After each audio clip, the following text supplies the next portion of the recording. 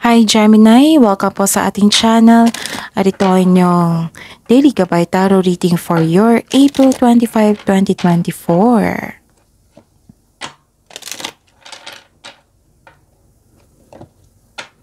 Para po kay Gemini.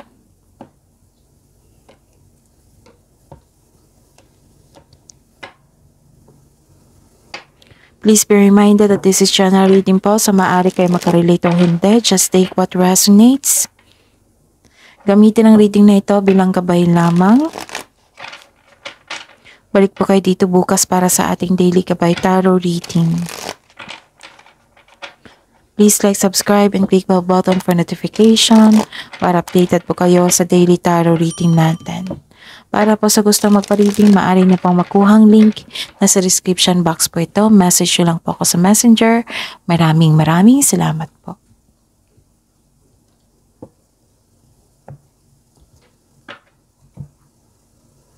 Spirits Guide, mga ganap po para kay Gemini ngayong April 25, 2024.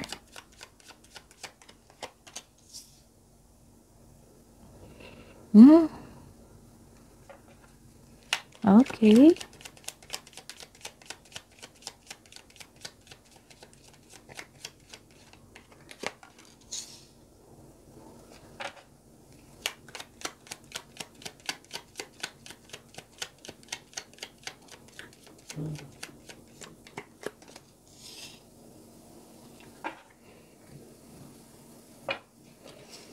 Actually, Gemini, no, nakikita ko dito kailangan nyo ng pahinga. Exhausted kayo eh. Yung parang may hinahabol kayong deadline, due date. Basta po parang nakikita ko talaga dito na sobrang busy nyo. Nakikita ko naman dito yung harvest po. Harvest time. Pag-ani. Nakikita ko dito yung umaani ka.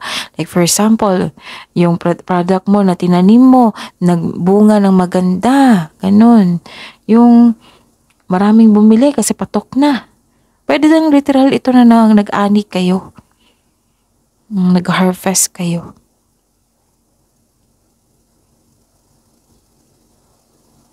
Tapos mag-ingat kayo sa matutulis na bagay ha. Baka masugatan po kayo. Okay?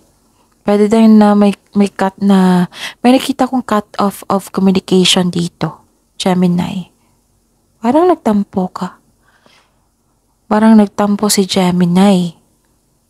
Tapos nahihirapan kayo eh. Nagkaroon kayo ng guilt. May naisip kayong guilt eh. Tapos nahihirapan kayo. Nabibigatan kayo. Parang may na-sacrifice. Tapos may nakita ko dito na long term of plans regarding sa inyong career, sa inyong goals sa buhay. Yung nakita ko na dito yung career stability nyo. And some of you nagkaroon ng long-term plans para magkaroon ng career stability. And some of you nagkaroon ng career stability.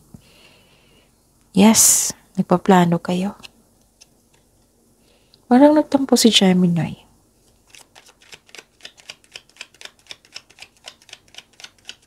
Spirits Guide, ano po ang energy ni Gemini ngayon? Ngayong April 25, 2024.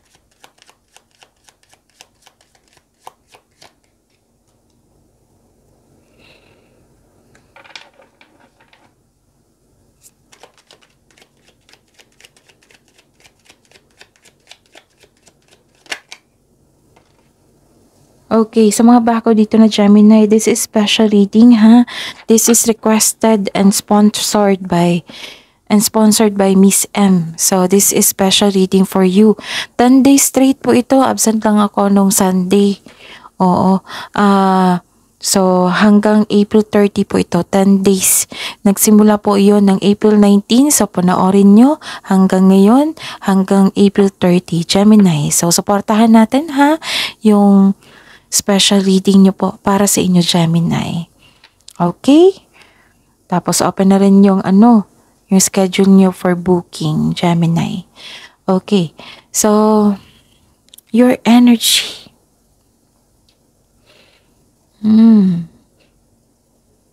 Actually, Gemini, may monthly gabay tarot reading na kayo. May 2024. Baka ngayong araw na ito or bukas, Check nyo. May bagong simula dito. May nakita akong bagong simula, new beginning. This is inspiration and creativity. Busy talaga kayo. Isang importanteng simulain, pagsasapalaran, pagpaplano. So this is the clarification of your card here. Posible din na this is the clarification ng our harvest din. Pagbubunga, mabuting bunga. Ganon. Posibleng may sanggol na parating. Pwedeng nanganak, pwedeng buntis. So this card tells you, nagdadala ito ng inspirasyon na gagabay sa iyo patungo sa pagsisimula ng isang bagong pagkikipagsapalaran. May nakita ko ditong bagong proyekto po. Paglalakbay, pwede. Pagsisimula ng isang bagong relasyon. Basta bago. Pagsisimula ng negosyo. And this card asks you to stay open sa mga signs na bigay ni universe and take action when they appear.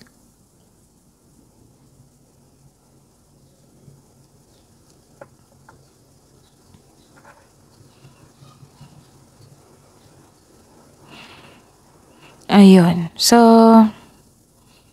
may naisip ako Pinag-isipan ko kung sasabihin ko. Kasi medyo sensitive. Pero walang yung mabigat. Pero share ko lang sana. Pero sa lahat na lang ng signs. Okay.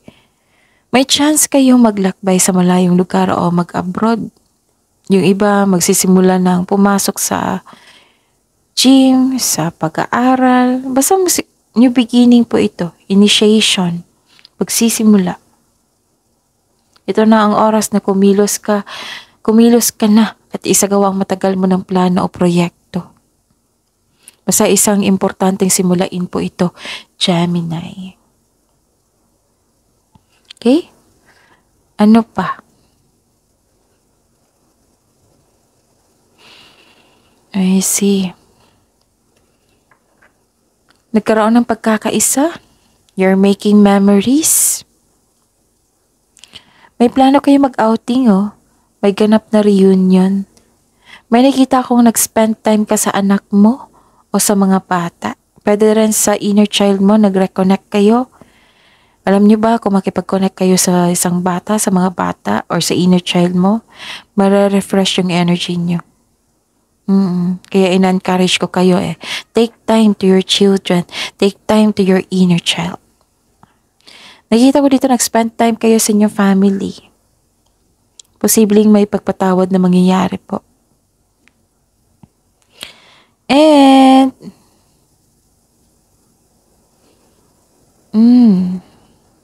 yun.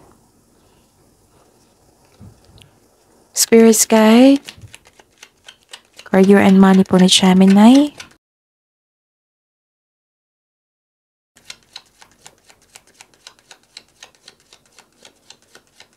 Gemini. Career and money.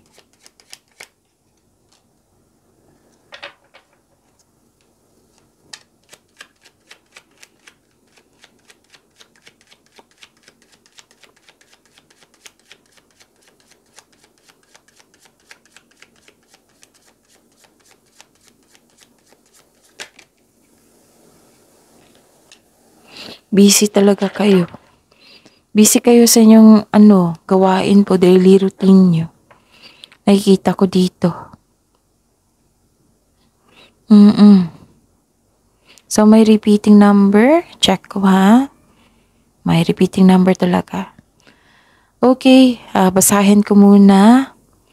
May nakita ko dito na disappointed ka. Kasi may delay, nagkaroon ng delay. Alam niyo naman kung magkaroon ng delay, kailangan nang i-exercise yung patience nyo at pag-intindi. Nagkaroon ng dito, tampuhan, disconnection. Pwede sa katrabaho nyo. And nakita ko yung frustration dito disappointment sa delay.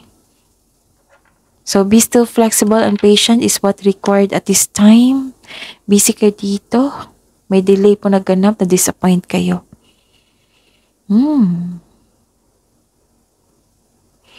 And Actually, may ganap po eh. Granted yung manifestation nyo. Sobrang busy nyo. Inspired kasi kayo. Inspired po kayo. Na-adapt nyo niya yung mga pagbabago. Nagkaroon na ng self-confidence. Yes, strength ni Gemini is adaptation. Kasi matalino kasi kayo eh. Kung saan kayo ilagay, ma-adapt nyo talaga. Kasi matalino kayo. Use your inherent skills to create opportunity kung may bala ka mag-start ng business. Ito na ang pagkakataon. Now is the time. Ito na ang oras. Know your worth when negotiating for a raise or contract. This is also means a signing of contract. Okay? Granted yung manifestation nyo po. May parating po na blessings. This is to remind you na this coming opportunity will be used for clear intention only. And lahat gagawin mo dito para makuha mo yung gusto mo. So with the divine assistance, all things are possible. You can make your imagination real. Yes, Gemini. Ganda. Spirit's guide, love message na po. Love life, self-love, partnership, and romance ni Gemini.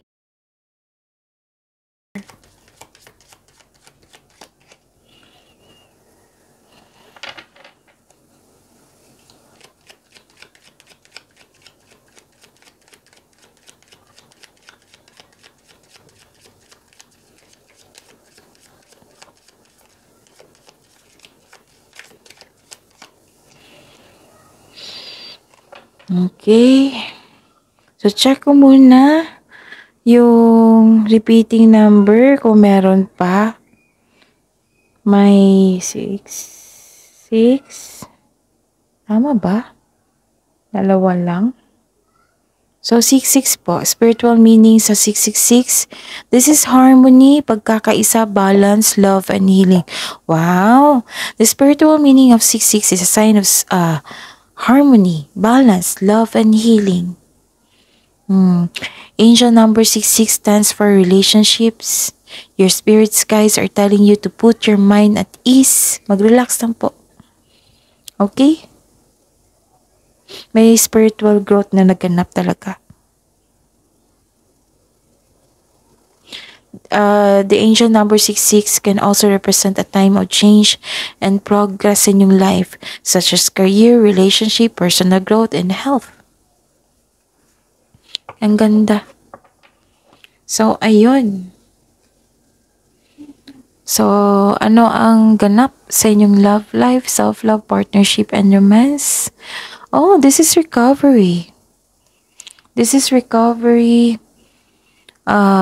This card tells you na this is a good sign na binando na mo na yung toxic na tao, toxic environment, you have your freedom.